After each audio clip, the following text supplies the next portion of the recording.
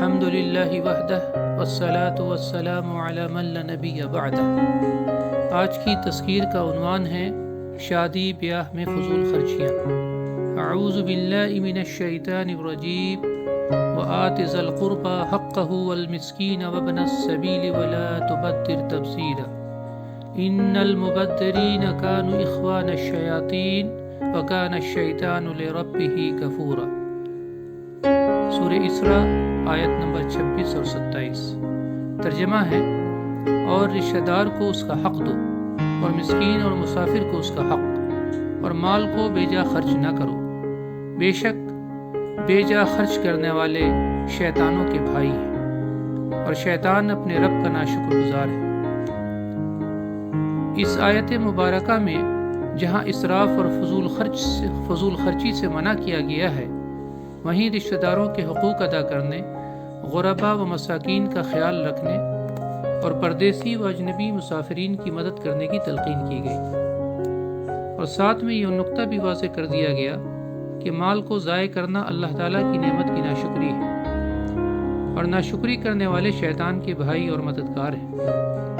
سورہ فرقان آیت نمبر 67 میں رحمان کے بندے کا ایک نمایاں وصف یہ بیان کیا گیا ہے، وہ جو خرچ کرتے ہیں تو نہ فضول خرچی کرتے ہیں اور نہ بخل سے کام لیتے ہیں، بلکہ ان دونوں انتہاؤں کے درمیان اعتدال کی راہ اختیار کرتے ہیں۔ سنن ابن ماجہ میں عبداللہ بن عمر رضی اللہ عنہما سے روایت ہے کہ رسول اللہ صلی اللہ علیہ وسلم نے فرمایا، کلوا وتصدقوا والبسوا فی غیر اسراف ولا مخیلہ، کھاؤ، صدقہ کرو اور پہنو، لیکن اسراف یعنی فضول خرچی اور غرور و تکبر سے بچو۔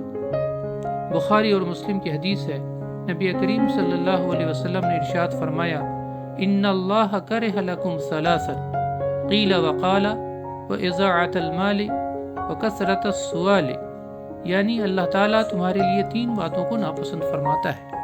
نمبر 1 قیل و قال کرنا، یعنی بحث و تکرار کرنا۔ نمبر 2 مال ضائع کرنا۔ نمبر 3 کثرت سے سوال کرنا۔ جو آیات اور احادیث پیش کی گئی ہیں، ان کی روشنی میں ہم لوگ اپنی اپنی زندگیوں میں مختلف موقعوں پر اور مختلف مناسبتوں سے ہونے والی فضول خرچیوں، بطور خاص شادی بیاہ کے موقع پر کیے جانے والے بے جا مصارف کا جائزہ لیں، اور نبوی تعلیمات کی روشنی میں اپنا احتساب کریں۔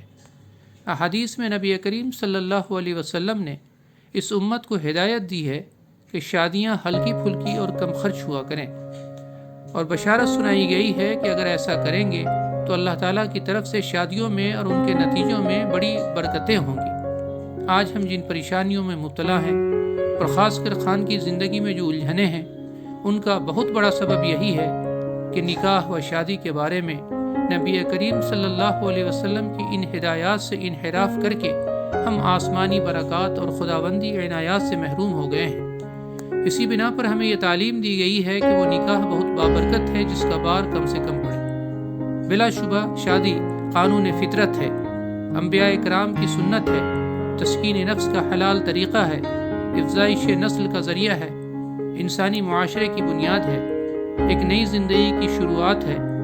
شادی بیاہ کے موقع پر دلہا دلہن، ماں باپ، بھائی بہن، عزیز و اقارب اور دوست احباب کا خوش و خرم ہونا فطری بات ہے۔ اس کا اظہار کرنا انسانی طبیعت میں داخل ہے، اس کو روکا نہیں جا سکتا۔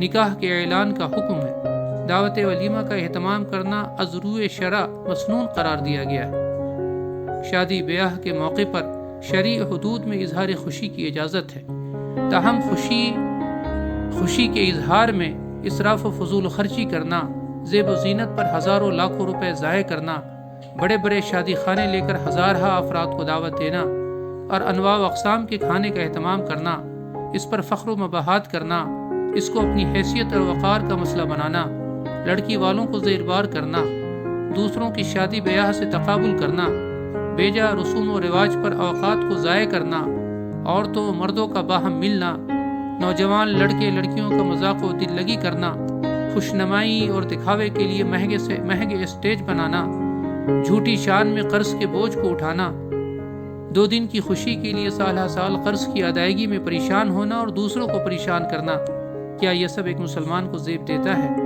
کیا یہ امور ایک نئی زندگی کی شروعات میں خیر و برکت کا باعث بن سکتی ہیں؟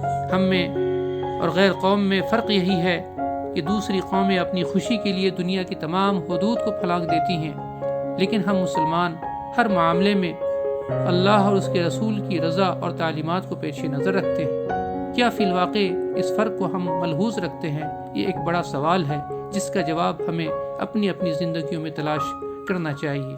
اللہ تعالیٰ سے دعا ہے کہ وہ ہمیں دین کا صحیح فہم شعور بخشے اور تعلیمات دین پر کما حقہ عمل کی توفیق عطا فرمائے۔